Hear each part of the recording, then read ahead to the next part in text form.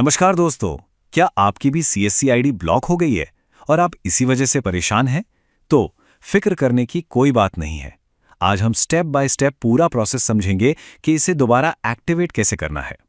हाँ, मुझे पता है जब भी लॉगिन करने की कोशिश करते हैं तो एक एरर मैसेज आ जाता है ना? तो चलिए अब इसका पक्का समाधान देखते हैं। हम आपकी पूरी मदद करेंगे। देखिए, घबराने की बिल्कुल भी जरूरत नहीं है। आईडी को फिर से चालू करवाने का एक बिल्कुल सीधा और साफ तरीका है, एक प्रॉपर प्रोसेस है।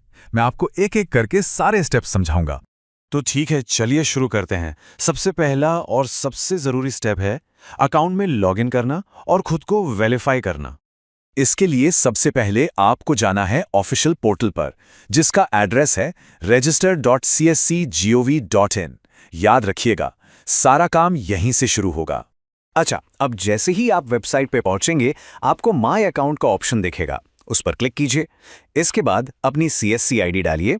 फिर नीचे आपको फिंगरप्रिंट का ऑप्शन सिलेक्ट करना है और बस जो कैप्चा दिख रहा है उसे भरकर सबमिट पर क्लिक कर दीजिए। जैसे ही आप सबमिट करेंगे, अगला स्टेप आएगा बायोमेट्रिक वेरिफिकेशन का। मतलब अब आपको अपना फिंगरप्रिंट स्कैन करना होगा। अब यहां पर ध्यान से देखिए, जो भी परमिशन मांगे उसे अलाउ कर दीजिए।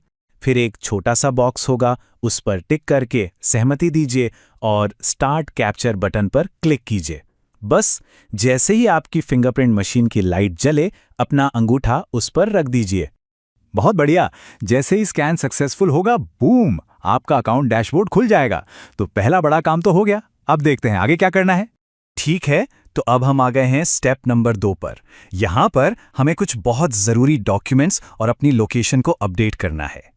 अपने डैशबोर्ड में ई-केवाईसी सेक्शन में जाइए। यहां आपको 4 चीजें चेक करनी है और अगर जरूरत हो तो अपडेट भी करनी है। पहली, आपकी कम्युनिकेशन डिटेल्स। दूसरी, बैंकिंग डिटेल्स। तीसरी, आपके सेंटर की लोकेशन, जिसे जियो टैग करना है। और चौथी, सबसे जरूरी, आपका पुलिस वेरिफिकेशन डॉक्यूमेंट। एक बात गांठ बांध लीजिए, पुलिस वेरिफिकेशन डॉक्यूमेंट अपलोड करना ही करना है। ये मैंडेटरी है। मतलब इसके बिना आईडी एक्टिवेट नहीं होगी। और ध्यान रहे, ये हाल ही का होना चाहिए, मतलब नया वाला। और हाँ, एक और चीज, जियो टैग फीचर का इस्तेमाल करके अपने सेंटर की लोकेशन को भी अपडेट करना मत भूलिएगा। ये भी बहुत जरूरी है। चलिए, अब हम लगभग आखिरी पड़ाव पर आ चुके हैं। स्टेप नंबर 3 है फाइनल वेरिफिकेशन और ऑनबोर्डिंग। इसमें 2 छोटे छोटे काम और करने हैं। अब होगा आपका फिजिकल वेरिफिकेशन। इसके लिए आपके डिस्ट्रिक्ट मैनेजर या कोऑर्डिनेटर खुद आपकी दुकान या सेंटर पर आएंगे। वो वहां आपकी एक फोटो खींचकर सिस्टम में अपलोड करेंगे और बस आपका वेरिफिकेशन पूरा हो जाएगा। और जैसे ही मैनेजर का ये विजिट सक्सेसफुल हो जाता है, उसके बाद सिर्फ 24 घंटे के अंदर आपकी सीएससी आईडी फिर से चालू हो जाएगी। तो जैसे ही आईडी एक्टिव हो जाए, एक छोटा सा काम और बाकी है। आपको दोबारा लॉगिन करना है और वीएलई ऑनबोर्डिंग सेल्फ ई-केवाईसी का प्रोसेस पूरा करना है। इसके बाद आपका सारा काम कंप्लीट हो जाएगा। तो देखा आपने, इस तरह से आप अपनी ब्लॉक्ड आईडी को दोबारा चालू कर सकते हैं। और रुकिए, एक बार जब आपकी आईडी एक्टिव हो जाए ना, तो मेरे पास आपके लिए एक और जबरदस्त खबर है। एक ऐसी चीज जिससे आप अपनी कमाई और बढ़ा सकते हैं। जी हां, अब आप अपनी सेवाओं को और बढ़ाने के लिए बिल्कुल मुफ्त में एक एनएसडीएल आईडी भी ले सकते हैं। इससे आप अपने ग्राहकों को और भी ज्यादा सर्विसेज दे पाएंगे। सोचिए, एनएसडीएल आईडी से आप कितनी सारी नई सर्विसेज शुरू कर सकते हैं, जैसे पैन कार्ड बनाना, पैन कार्ड अपडेट करना और भी बहुत सारी जरूरी सुविधाएं। और सबसे अच्छी बात यह है कि ये सब कुछ आप अपनी दुकान या सेंटर से ही बड़े आराम से मैनेज कर सकते हैं।